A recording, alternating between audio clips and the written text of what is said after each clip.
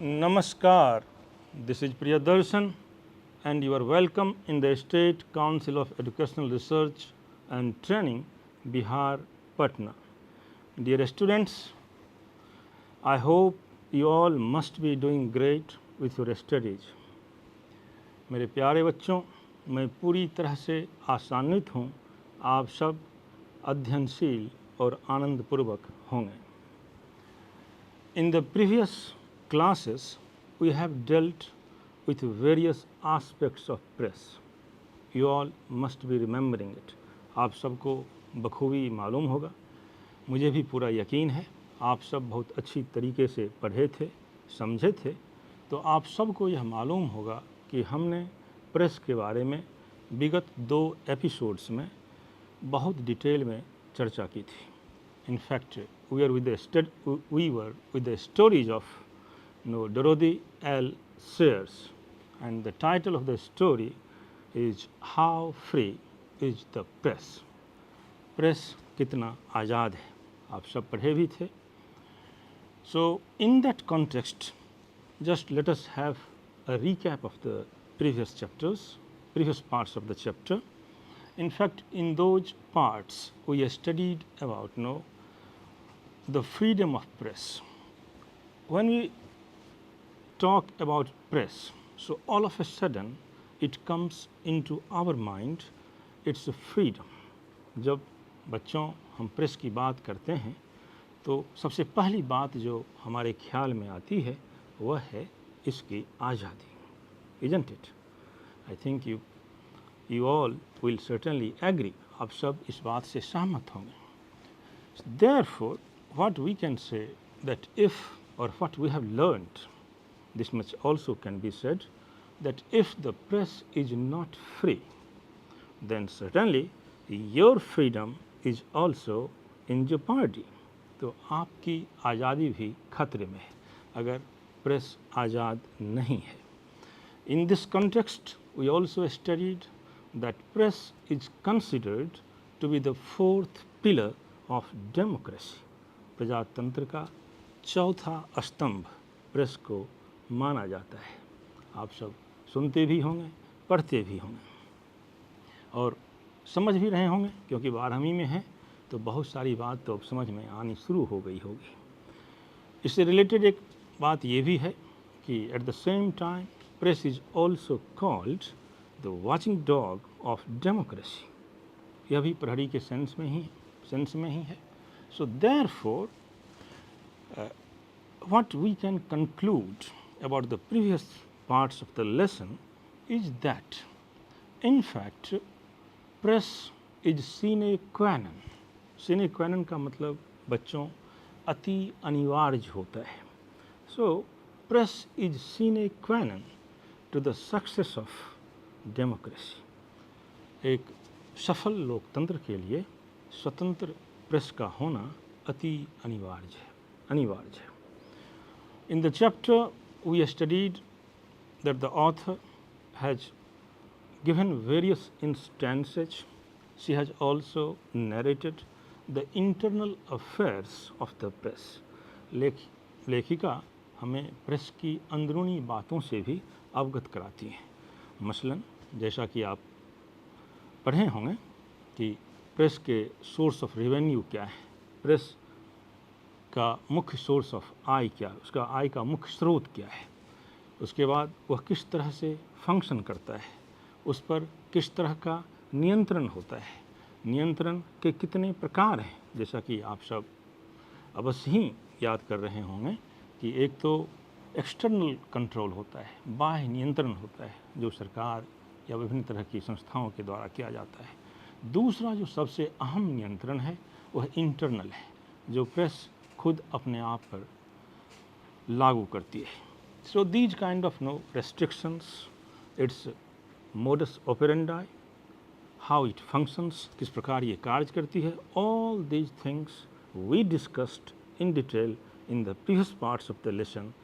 Hopefully you must be quite well with that. Without wasting time, let us see the next part of the story. So here, dear students, in fact, how the news, the various news items, they're distorted. So one is here garbling. Garbling. It's a term. यह एक शब्दावली है, खासकर press के संदर्भ में इसका इस्तेमाल किया जाता है कि जो इंटरव्यूअर होता है, जो इंटरव्यू लेते हैं, वो किस तरह से अपने इंटरव्यूज को, उस रिपोर्टिंग को तोड़ मरोड़ कर पेश करते हैं. So it's one aspect of miss reporting. एक गलत तरीके से रिपोर्टिंग का यह एक जरिया है, यह एक तरीका है. This is the special accomplishment of the press interviewer. Press interviewer की ये खास उपलब्धि है बच्चों. During the production of my latest play I was asked. लेखिका हमें कहती हैं कि वह एक प्ले का जो प्रोडक्शन कर रही थी, उस सिलसिले में उनसे पूछा गया, what were my plans for the future. Future के लिए, भविष्य के लिए आपके क्या प्लान हैं. Here children, in fact, see the sentence. During the production of my latest play, I was asked what were my plans for the future.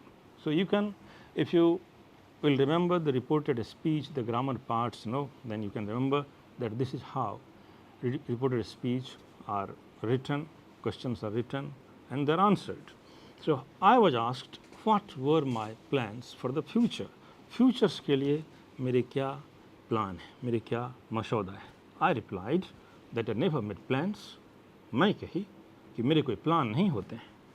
That I preferred writing plays to novels.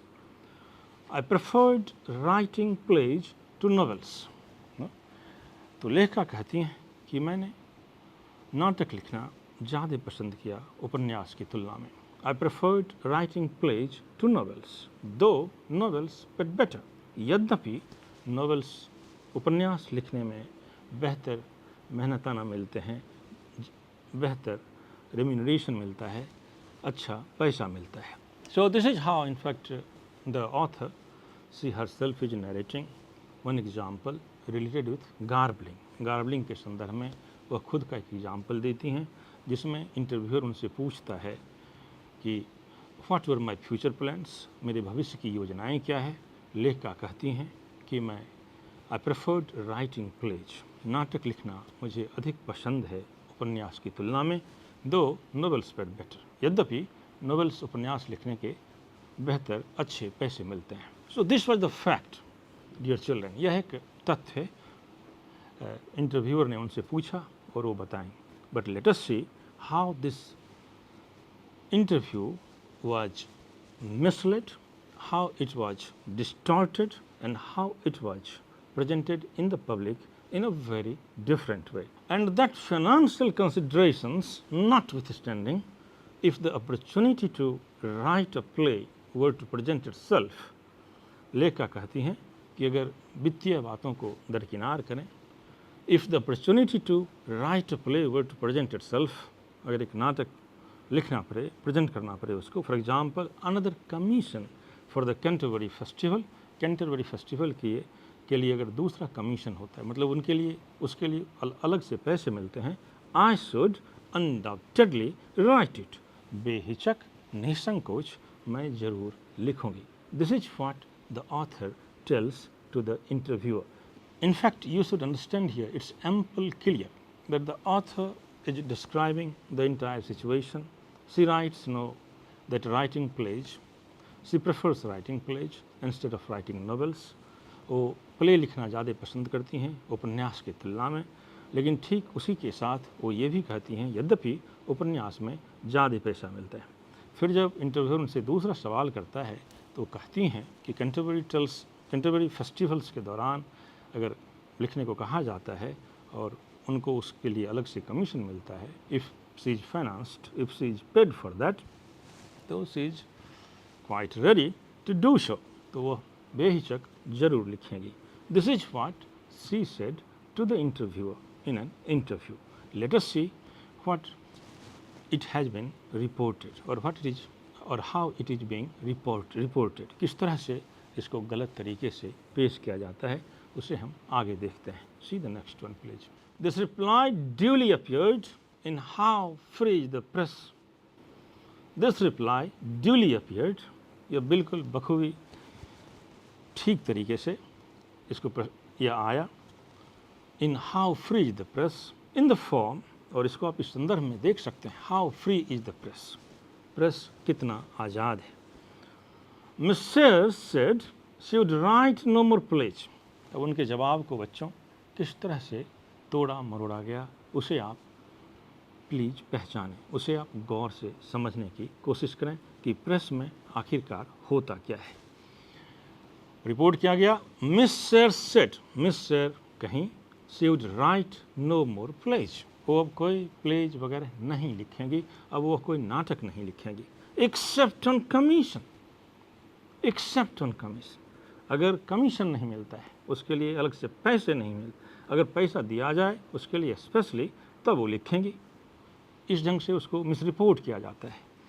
Blend perversions of this kind, इस प्रकार की बात है। Blend perversion, बिल्कुल ही गलत तरीके से किसी चीज़ को पेश करना, बच्चों उसे हम ब्लेंड परवर्जन्स कहते हैं। Blend perversions of this kind together with the interviewer's playful habit of making statements himself and attributing them to his victim।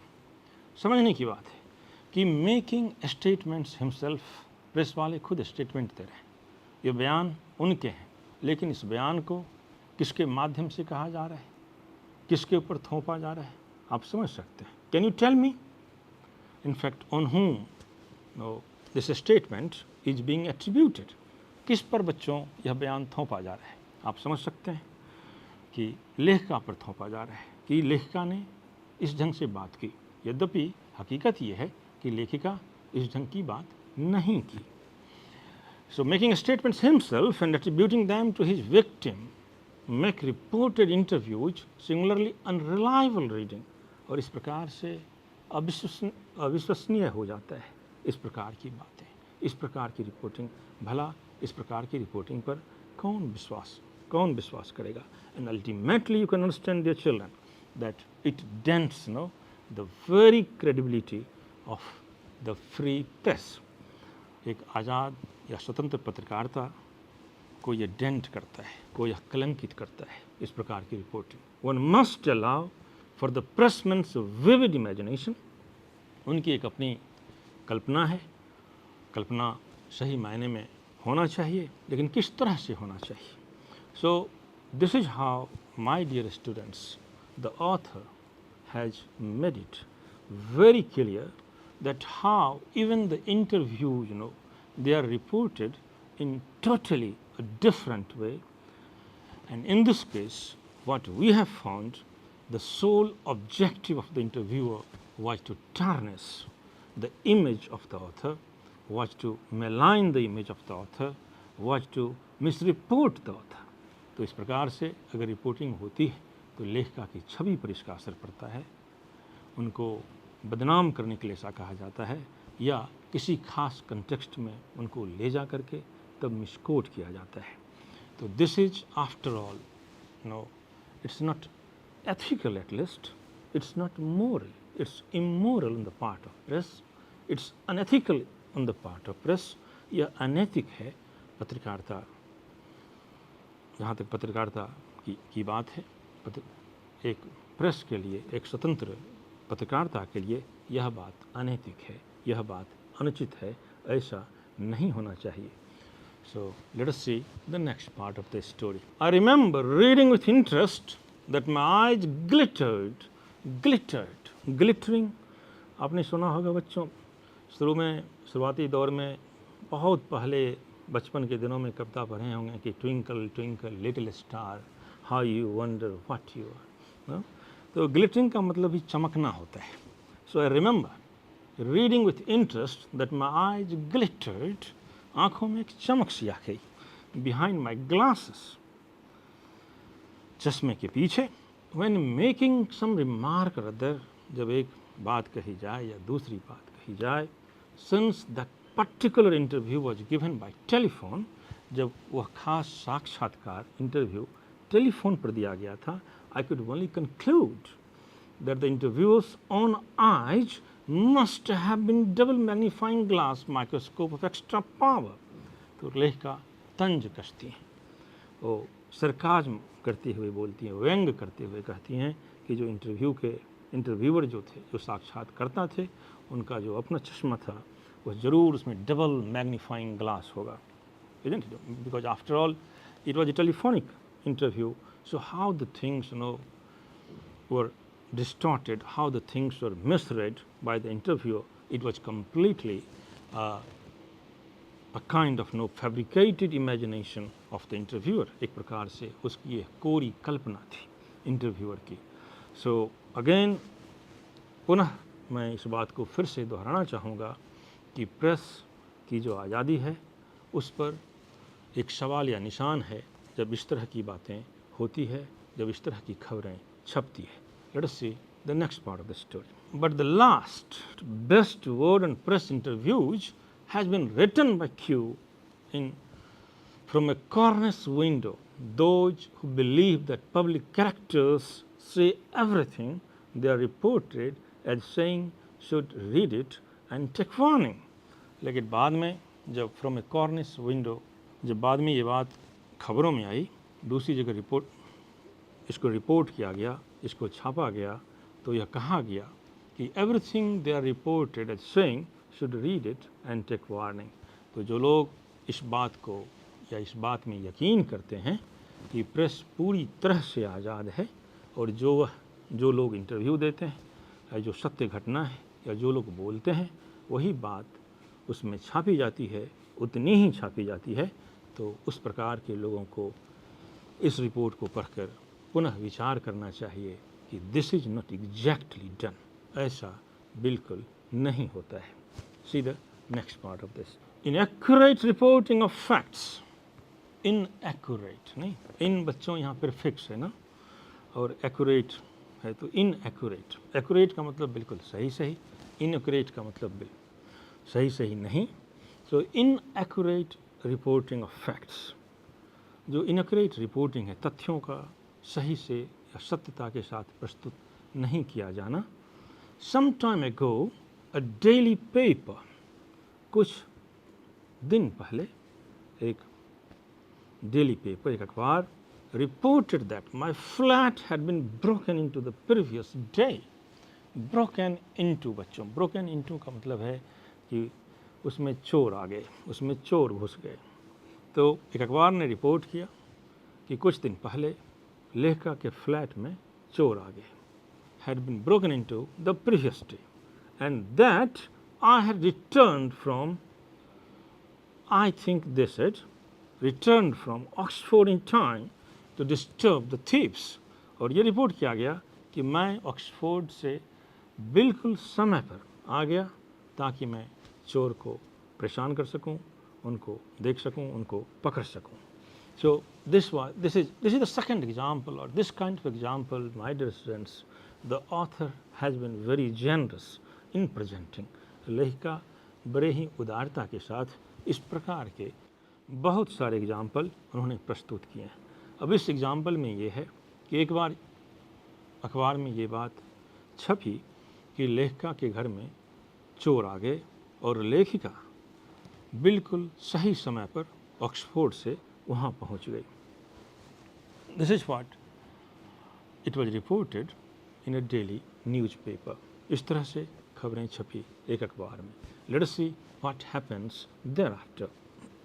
This was true enough. This was true enough. लेखिका कहती हैं बात तो बिल्कुल सच थी, accept that, लेकिन इस बात को छोड़कर एवरी डिटेल वाज रॉन्ग. घटना तो सही है लेकिन घटना की सत्यता के अलावा और जो कुछ भी बातें उसके संदर्भ में किया गया, सब के सब झूठ, सब के सब गलत, सब के सब निराधार. The date was 3 days earlier. 3 दिनों पहले की बात थी. देन एलिज्ड, जैसा कि आरोपित किया गया, जैसा कि बताया गया.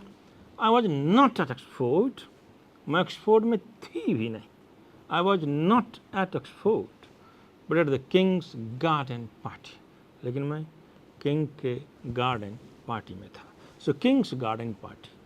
Dear students, you must be knowing this thing, no, that there is a monarch there in England, in a democratic England there is a monarch even today, आज भी वहाँ राजा है और बजाबते that is no the king lives in the Buckingham palace.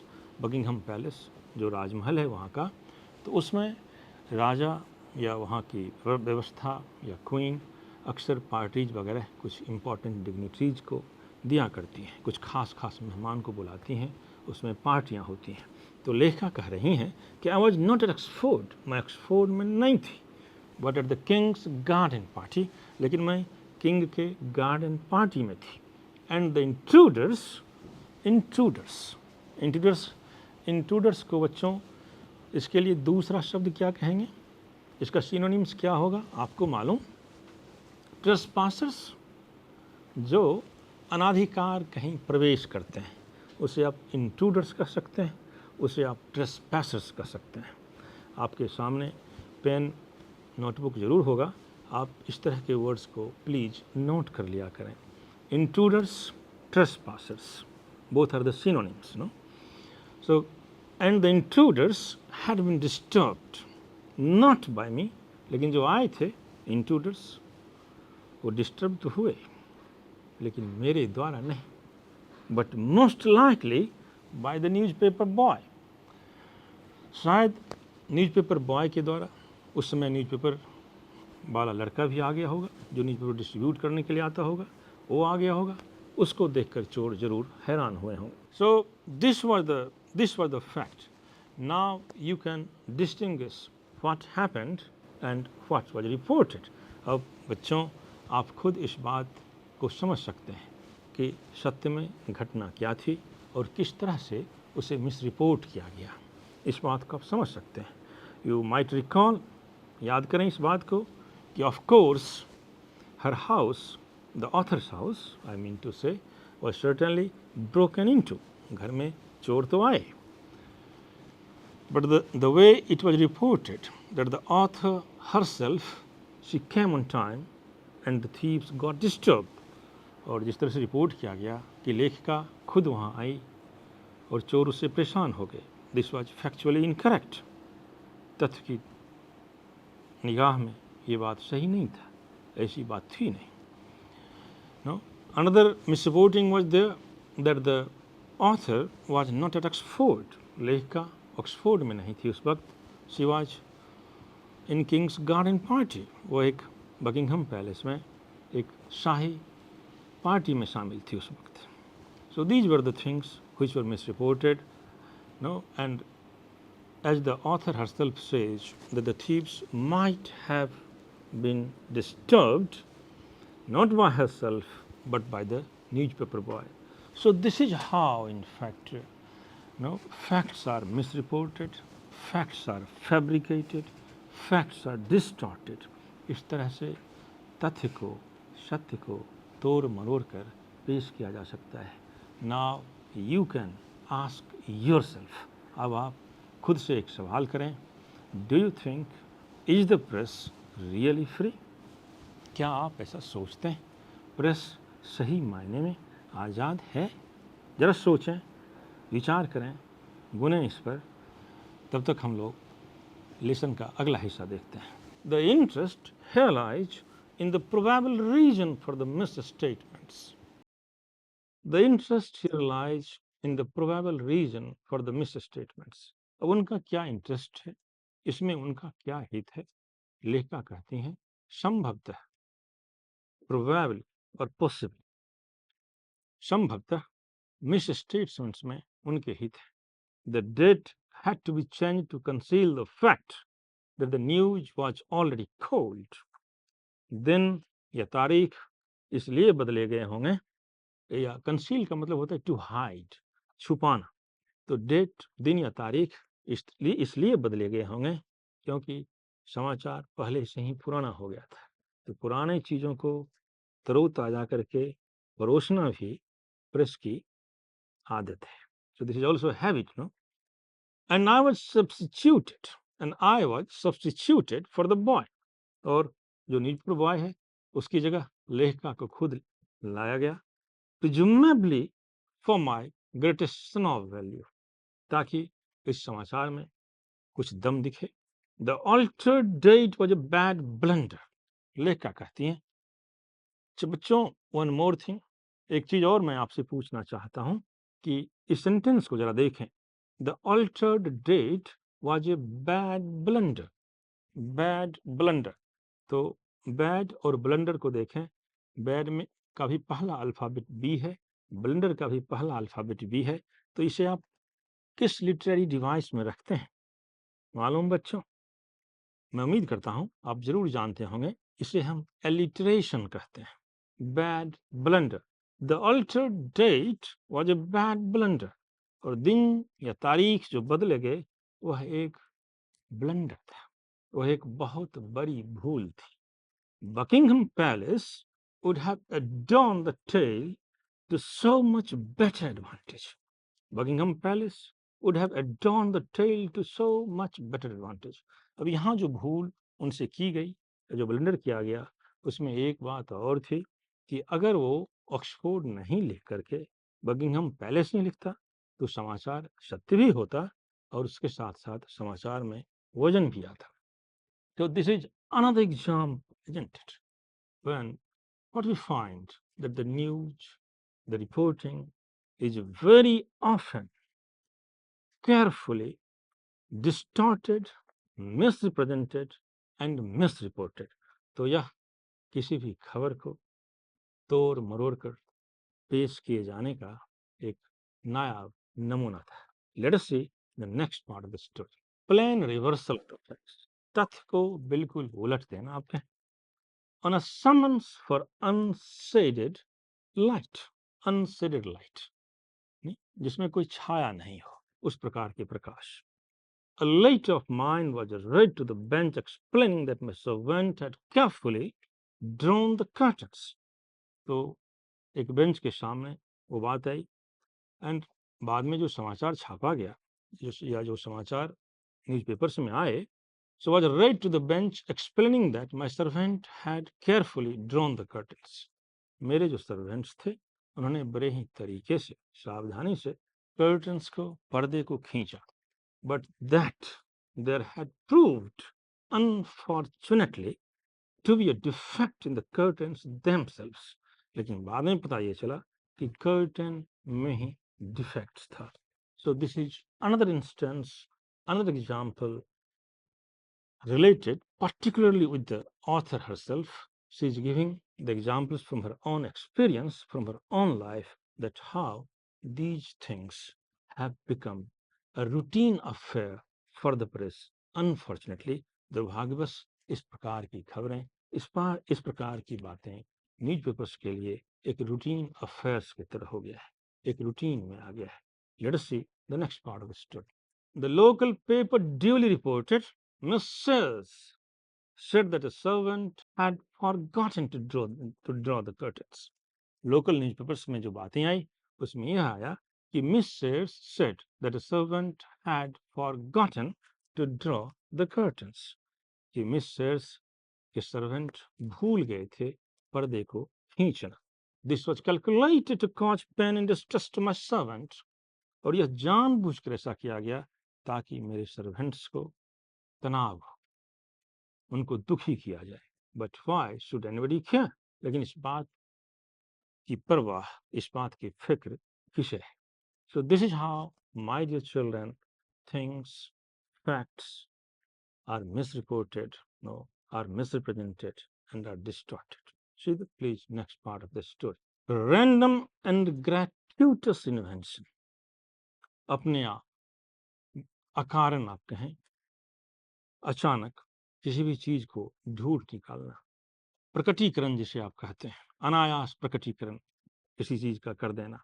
Without consulting me at all, बगैर संपर्क किए हुए, लेखिका को बगैर उनसे पूछे, बगैर उनको संपर्क किए, ये सारी बातें की गई। A small and gossipy paper recently informed its readers that two of my favorite hobbies, एक छोटा सा गॉसिपी पेपर जिसमें सिर्फ चुलबुली बातें ही हो, हकीकत से उसका कोई लेना देना नहीं, सिर्फ फसाने ही फसाने हों, इस प्रकार के भी समाचार पत्र होते हैं बच्चों। तो उसने एक खबर छापी, उस खबर में ये था कि the two of my favourite hobbies, मेरे प्रिय दो शौक थे गार्डनिंग एंड कीपिंग कैट्स, बागवानी करना और बिल्ली को पालना। ये दो लेखिका के प्रमुख शौक थे, उनके हॉबीज थे। I don't see why anybody should want to know my hobbies. लेखिका कहती हैं, मुझे मालूम नहीं या इस बात में क्या है, किसी की इतनी दिलचस्पी क्यों कि वो मेरे शौक के बारे में जाने, मेरी आदतों के बारे में जाने। But if they do it, लेकिन अगर वो ऐसा करते हैं, it would surely be better to mention the right ones. तो कम से कम उनको इतनी समझ तो होनी चाहिए कि मेरी सही हॉबीज को, मेरे सही शौक को वो लिखें, उस पर वो बात करें। दिस चॉइस पिकुलियरली अनफॉर्चुनेट, और इस प्रकार की चॉइस अजीबो गरीब तरीके से दुर्भाग्यपूर्ण था। This is another example of completely erroneous reporting children, you can understand. अब इस संदर्भ में आप जो देख सकते हैं, आप समझ सकते हैं कि इट्स अ ब्राजन रिपोर्टिंग, ये पूरी तरह से निराधार रिपोर्टिंग है। No, I said absolutely in a sense erroneous reporting, completely error है इसमें कंप्लीट एरर है। द इंटरव्यूअर और the magazine couldn't try to find out the fact that what are the hobbies of the author. They couldn't establish it because they didn't consult the author. उन्होंने author से, लेखिका से संपर्क नहीं किया, उनसे बात नहीं की, उनसे पूछा नहीं कि आपके हॉबीज क्या है। So they were completely unaware about the hobbies of the author. Author, लेखिका के हॉबीज के बारे में उन्हें कुछ मालूम नहीं। They were firing in the dark. It's an idiom बच्चों, नहीं, ये एक अंधेरे में तीर छोड़ने वाली जो बात है, it is just like that, ये ऐसा ही।